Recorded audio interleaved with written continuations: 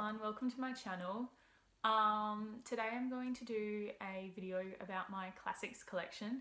I actually filmed this like a couple of weeks ago and then I watched the footage and I hated it, so we're doing it again and making it a lot shorter. I've been super into classics lately, like I've been reading a lot, and I actually just finished all the ones I own on my shelves, so I went out and bought some more. But yeah, I've read quite a few. Obviously I don't own everyone I've read because I don't buy all the books I've read, but I'm just going to talk about the ones I have today and in what editions, and yeah. So I really hope you enjoy this video and let's get into it. The first set I'm going to talk about is actually the first set of classics I ever got, and that is this box set edition, The Treasury of Children's Classics. I'm pretty sure I got this from like my grandma or something when I was a kid, and I've read all of these except for Robinson Crusoe, but they look like this. If I can get them out, they're always super stuck in there. So we've got Alice in Wonderland, The Wizard of Oz, Treasure Island, Robinson Crusoe, which like I said I haven't read, Black Beauty, one of my absolute favourites. I've probably read this like 5 or 6 times when I was a kid, and Peter Pan, which has my favourite cover of them all. So yeah, I think I enjoy most of these. I think I've read them all like twice because when I was a kid, I didn't have many books, and I don't know, I would just like read the same books over and over. Like I would reread books like 4, 5, 6 times. So yeah, those are my box set. I think, like I said, of my favourite, Black Beauty, I have read that so many times. It is literally from the point of view of a horse, but I was like a little bit of a horse girl growing up, so I loved it. And Peter Pan I also really love. I love the original so much. It's kind of a lot darker than the, like for example, Disney version, but I like that about it. And I would say, unpopular opinion, I don't really like Alice in Wonderland that much. I think it's just okay, but yeah. I don't, like, it's fine. Like, I don't dislike it exactly. I just don't see how people like rank it up there as like their all-time favourite classics, but it's okay. The next biggest collection I have is of Penguin Classics in the black. I love these editions because they have really large fonts, and also you can get some more classics which you can't really get in like other editions in these ones, because they do like some more, I guess, like rare or unpopular ones in these editions. So I'll go through what I have. First I have Persuasion by Jane Austen. This is one of the new ones I've just bought. I've read 3 of Jane Austen's other books, which I'll show you later. So I found this in like a secondhand bookstore, or not really, there was like a secondhand book sale in the city, and I saw this, so I thought I better get it now while I can. So I've got Persuasion, which I've heard so many people say this is actually their favourite Jane Austen, so I'm really excited to read this. I've got Sense and Sensibility, which I bought in the same book sale actually, but last year. So this is probably my least favourite Austen I've read. I just couldn't really get into it, but it's about 2 sisters and their marriage problems basically. And this is Jane Austen's debut novel, so I think it does kind of show in the writing, but yeah, not my favourite. I have Emma by Jane Austen. This is my second favourite Austen after Pride and Prejudice that I've read. Mostly just because I love the main character, Emma Woodhouse, so much. Like, she is so funny and just like kind of an unlikable heroine, but I like her. Like, the 2020 movie that just came out, directed by Autumn de Wilde, so good. Like, then we have My Brilliant Career by Miles Franklin. This is an Australian classic with like a lot of Australian tropes basically, but it follows this woman who wants to be a writer, and she gets sent to her family's farm basically in the outback, their station really. And it's about her resisting getting married essentially so that she can follow her career in writing. And it's supposed to be semi-autobiographical, like partly about Miles Franklin's life. And I love this book. If you hate the end of Jane Austen, you should read this. Like, I don't know if this was at all inspired by Jane Austen, but it has a really similar idea, like basically kind of like how Jane wants to have a career and stuff. Kind of similar idea, and just executed better. Like, I love My Brilliant Career. It's really good, and yeah. The final book in these editions I have is one of my all-time favourite classics and books, to be honest. Like, if you've seen me, or if you follow me anyway, you'll know, like, I talk about this book all the time. and it's Maurice by E.M. Forster, which I think they pronounce it Morris in some countries, but I say Maurice. But anyways, this is E.M. Forster's novel that was published posthumously after his death, and it's about a man, Maurice, and his relationship with another man in college, and then like his relationships after college with other men.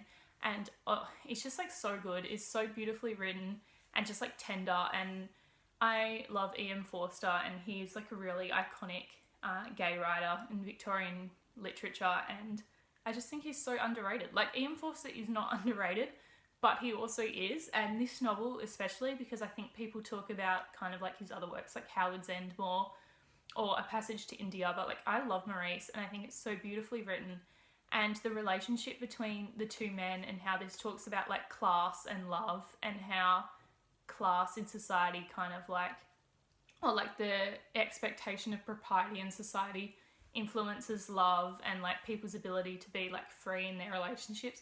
I just like love it so much. And there's a kind of like a bit at the end where E.M. Forster writes about like this book, and like basically kind of how he didn't want it published until after he died because he didn't want to face the criticism, but how he knows like in his life he will always imagine the two main characters like living happily in the Greenwood, and how it was like imperative to him that he wrote a story with like a happy ending for two men that was like they would be happy for the rest of their lives, because in Victorian literature, like if you were going to portray gay relationships, like it was expected they would be like tragic or one would die. And anyways, I just love what he did with this book so much, and it's just like such a beautiful novel, and I really wish more people would read it. So next I'm going to talk about my Wordsworth classics, which these are actually all the same editions, even though these are like the new ones, and then these were like the old ones, and then this is a different look completely. But anyways, these are all the same.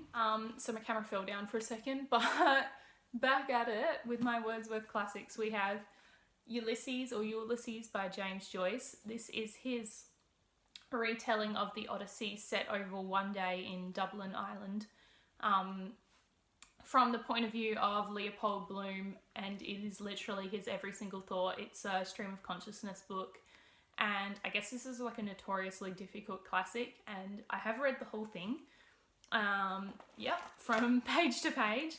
And yes, it is difficult in times. Like, there is sections where literally you're reading it like, what the hell is going on? But I actually do enjoy Ulysses. I don't know if I would sit down and reread the whole thing again, but I would reread certain chapters, especially the chapter called Circe, which is at night, basically, after he gets really drunk. And it is like a fun book. I wish more people had fun with James Joyce, because like he is kind of like funny. And people take Ulysses a little bit too seriously, in my opinion. But yeah, I do enjoy this book. I think it is a little overrated in some ways, but overall, Ulysses, a classic I enjoyed.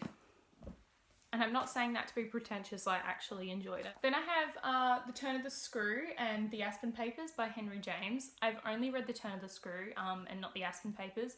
But this is one of the very first ghost stories / psychological thrillers, and it's about a governess who is looking after these kids and keep telling her they're seeing the ghosts of like their past governesses.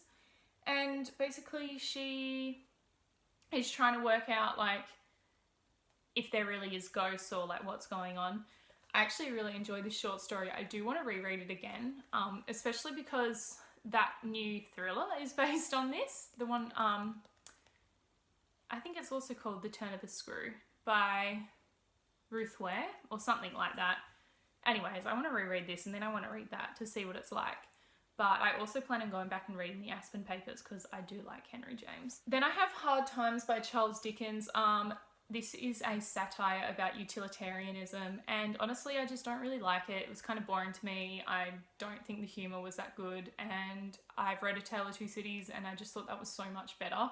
So yeah, that's not really much else to say about that. I had to read it for uni and I wasn't into it. Then I read The Tenant of Wildfell Hall by Anne Bronte. I literally just finished this last month. This is the most recent classic I finished. This is about a woman who moves into an abandoned hall, basically, and the neighbours are trying to work out why she's living there on her own with her son. And I think this was really enjoyable. If you like, or any of the Brontes books really, or like proto-feminist themes and things like that, I think you'll really enjoy this.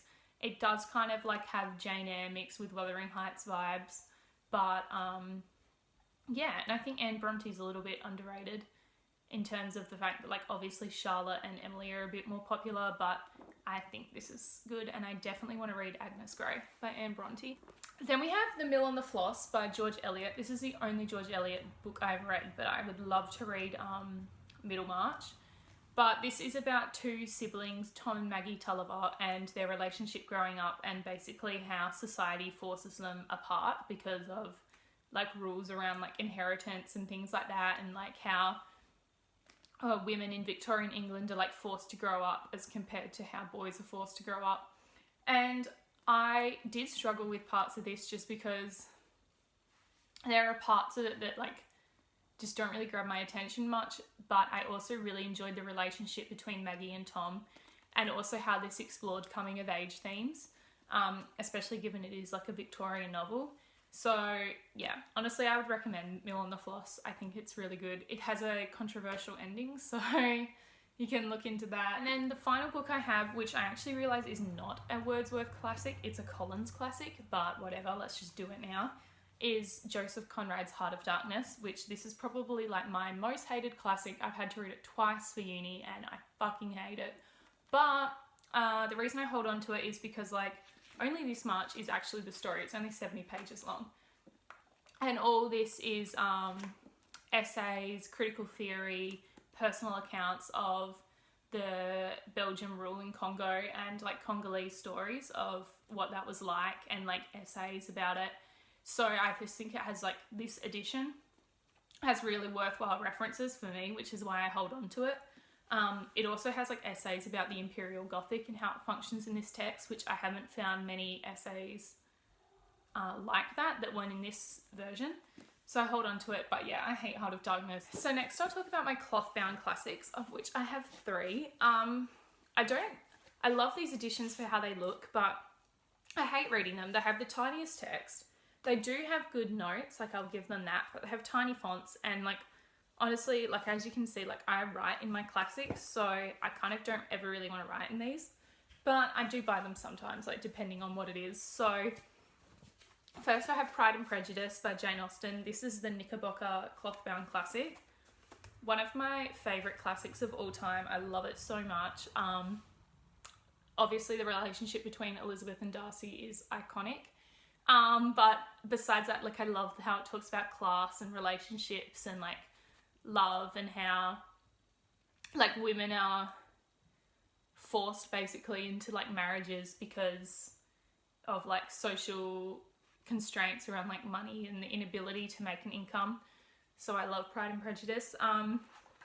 These editions are kind of a pain. First of all, look how tiny the text is, and like also the shape of it is like really awkward to hold like reading, but it is the only edition of Pride and Prejudice I have, so yeah, and it is pretty, like I like it. Then I have Dracula by Bram Stoker. I recently read this like just a few months ago, and I loved this. I had so much fun with it. I know that people kind of like going against it now, being like it's not the best Victorian vampire novel, but like I still enjoyed it so much. I thought it was really entertaining. I liked the gothic elements, like how vampires functioned as like a metaphor for like desire, and honestly it was like funnier than I was expecting. Like all the times where Van Helsing asked to cut off like people's heads and like everyone's freaking out, I don't know, that was funny. Like I really enjoyed it. So yeah, another one that's quite thick, and also the same thing, like the fonts are very small in these editions. So like honestly, if you're looking to get into classics, and in the sense that you like really want to read them, not just own them, because some people just want to own them for their shelves, which is fine.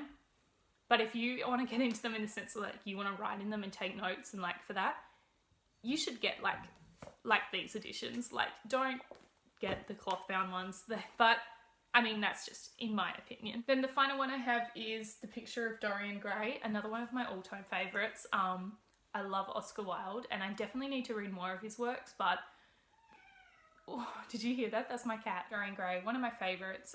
This is about a man who he his like friend, his friend Basil paints this photo of him, and the portrait, he hangs it up in his house, and then he realizes later that like every time he does something immoral, he looks the same, but the portrait like takes on the physical like burden of the immorality and starts to look like uglier. So he basically goes, this is great, I can do what I want and live however I want, and does that at first, and then the story progresses, and I won't say anything more, but like I love it. It's such a good tale about debauchery, hedonism, and yeah, I love it. So next we have the vintage fiction classics. So I've got The Handmaid's Tale by Margaret Atwood. I almost didn't include this because it is quite a modern classic, I guess, but I put it in anyways. I read this in high school. I don't like it. Like, it's okay, The Handmaid's Tale, but like honestly, it hasn't stuck with me that much, and I think there's better feminist classics. But obviously it is iconic for a reason, and it does have an interesting discussion about suppression and women's rights, which like obviously has resonated in society. So I do love the ending, I will say that. Like, it has a controversial ending with the final chapter, and I love it. I think it was such an interesting choice, and I like how much discussion has come out of it. And speaking of books with controversial endings, I have Jane Eyre in this edition, and another one. I love the ending of Jane Eyre. I love it, and not for the reason you think. I hate Rochester, and I think he's the worst, but I think it was an interesting way to end it, and like the amount of discussion it generates about like, is it a happy ending for her? Is it actually a sad ending? Like, who actually ends up more powerful in this scenario? I love it. I think it was really clever. So yeah, Jane Eyre. As for the actual story, kind of a mid-tier classic for me. I don't have anything against Jane Eyre. It's just like not one of my favourites, but still good, and I do appreciate like the character Jane Eyre. Next I have the Penguin Vintage Classics, which I have two of the white ones and two of the coloured ones. So first, for the white ones, I have Good Morning Midnight by Jean Rhys. This is a modernist classic about a woman who flees to Paris and falls in love with a gigolo. And I read this, I think, first or second year university. And honestly, it didn't really stick with me that much. I think I did enjoy the writing in it at the time, but I don't have much to say about it because I really haven't thought about it much since. Then I have my only Russian classic, which is Dostoevsky's Notes from Underground. This is about a man who is basically looking in from society from the outside, and he tries to like ingratiate himself with this circle of like rich acquaintances, but he doesn't really feel that he fits in. And it's his observations from the sidelines. This is a really interesting text. I read this for uni as well, and I don't know, I think about it all the time. I definitely would like to reread it. Like, as you can see, I took quite a lot of notes. And yeah, I really want to read more of Dostoevsky. His books are just really long, and so they're intimidating. But yeah, this is a good place to start with Russian fiction because it's actually short, unlike pretty much anyone else who, you know, like Your Crime and Punishments, Count of Monte Cristo, War and Peace. They're fucking long. Then I have Where Angels Fear to Tread by E.M. Forster, the only other novel of his I've read. This is his debut novel, and it's about, well, it's set in Italy. I didn't like this nearly as much as Maurice, but I do love E.M. Forster's writing, so it did have that going for it. Here she is. Yeah, she's out. She's full. And there's her tail. Let me just... She's going. The final book I have in this collection is To the Lighthouse by Virginia Woolf. This is the only Virginia Woolf novel I've read, but I've also read A Room of One's Own. But that's not a novel, obviously. But this is the only fiction I've read, but I would really like to read Orlando next. This modernist classic as well. Honestly, the only section of this I really loved was the middle section, which is called Time Passes. I loved what she did with that section, but the rest of this, I don't know, it just didn't really do it for me, and it hasn't stuck with me much. But I do think Virginia Woolf has beautiful writing, and like, for example, her letters are like stunning. Like, I love reading them. So I will definitely read more Virginia Woolf. I just think this one wasn't really for me. That's what I hope anyway. If I don't get into Virginia Woolf, I'm going to be disappointed in myself, to say the least. The last pile I have is random editions, and yeah, I have quite a few random editions. The first book I have in these like random editions is Passing by Nella Larsen. This is a Harlem Renaissance classic, following two black women who went to school together, and then later in their life they reconnect, and one of the women has actually been passing for white her entire life since graduation, and actually has married a white man who's like incredibly racist. And the other woman is living in Harlem and with her black husband, and is like part of like black society and like clubs and things like that. And basically her friend Claire wants her to wants the main character Irina to introduce her to like all these people and like society, and she starts like walking the line between white and black society. And it's essentially about their relationship and about like race and society and the idea of passing, both in a race sense but also arguably in a sexuality sense, because this definitely has some homoerotic undertones, to say the least. But I love this classic. I think it's incredibly well written, and I definitely need to reread it. And there's actually a movie coming out which I know stars Tessa Thompson, and I can't remember who else, but I'm so excited for it. I think it's going to be excellent. Next we have Wuthering Heights by Emily Bronte. This is in the classic Penguin edition, orange ones. I hate these editions. I know they're the cheapest, but tiny font, ugly size, and I just don't like them, and I think they get damaged so easily. And also I don't like Wuthering Heights that much. I love the gothic elements, but besides that, the actual story just didn't really do much for me. And I actually didn't finish it. So yeah, the only reason I hold on to it is because I kind of think I would like to reread it one day to see if my opinion changes. Then I have The Hound of the Baskervilles by Sir Arthur Conan Doyle. This is the third Sherlock Holmes stories. I've read one, like the first one and this one, and this is by far my favourite. This follows Sherlock and Watson after they've called out to the country to investigate all these murders happening on the moor, which they believe is happening because this family is cursed to be haunted by a ghostly hound. This is gothic as well, and like so good, and I love the gothic elements and like kind of how sort of like gothic themes play into this. So like atavism, phrenology, kind of like the idea of like your appearance relating to like criminality. These are kind of like, these tropes are tied up in like racist ideas and things, and like obviously that should be acknowledged, but like I find uncovering these tropes in fiction interesting, like, and seeing sort of how these ideas in Victorian society are like unconsciously put into books to like represent criminality. And I think this is like an amazing example of that. Like if you're at all interested in the Imperial Gothic or like Gothic fiction as like representing race and like criminality, this is such a good book for that. So yeah, also it is a really fun mystery. Like if you're just reading it for fun, it does have a good mystery.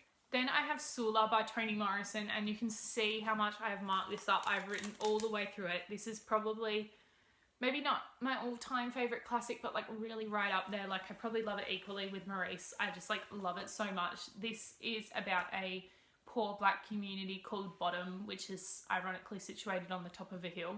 And it's about these two girls growing up, Sula and Nell, and their experience growing up in this town, and then like they share a traumatic event which binds them together for life, and then Sula moves away, and then when she comes back, it's about her and Nell's relationship and Sula's relationship with the town and with herself. And this has so many quotes that like honestly stick with me. Like there's one that's like, it was a fine cry, loud and long, but it had no bottom and it had no top, just circles and circles of sorrow. I think about that one all the time. And also there's one that Sula says to Nell, like, yeah, I'm lonely, but at least it's loneliness I created myself. Like you have this secondhand lonely, like ain't that something? And like I think about that one all the time as well. And there's one more. Sula's talking about marriage and she says like, I don't want to create someone else, I want to make myself. And like, I just love that. I love Toni Morrison. Like, she is just an icon of fiction and literature. And I would love to see more people on BookTube reading her, including myself. Like, I have needed to read like Beloved for a long time, and I also really want to read The Bluest Eye. But I love Sula so much. It's such a short classic. Like, I just think more people could read this so easily, and it's so beautifully written, and I love it. And I have this edition of Tender is the Night, which I found for like $5 in Kmart or Big W. So I just randomly decided to get it. But I have always wanted to read Tender is the Night because I love The Great Gatsby. So yeah, I haven't read this yet, but I want to soon. Then I have The Great Gatsby by F. Scott Fitzgerald, another one of my favourite classics. I love how this talks about like class and wealth in society, and the distinction between old and new money, and like how money impacts relationships. And even though all the characters are bad people, I enjoy them all so much. So yeah, I've read this like 2 or 3 times. Honestly, I really love The Great Gatsby. Final book I have is Nightwood by Ida Barnes, which I believe is how it's pronounced.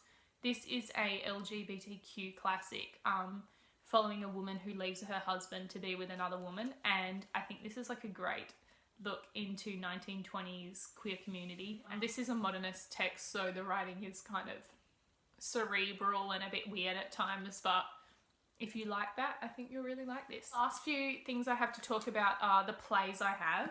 So I only have 4. First, in the modern classics, I have Tennessee Williams' A Streetcar Named Desire and Arthur Miller's Death of a Salesman. Of these two, I love A Streetcar Named Desire so much more.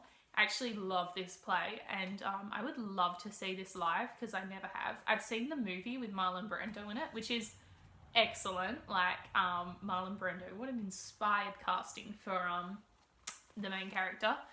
But yeah, I love Streetcar Named Desire, and I definitely want to read more of Tennessee Williams' plays.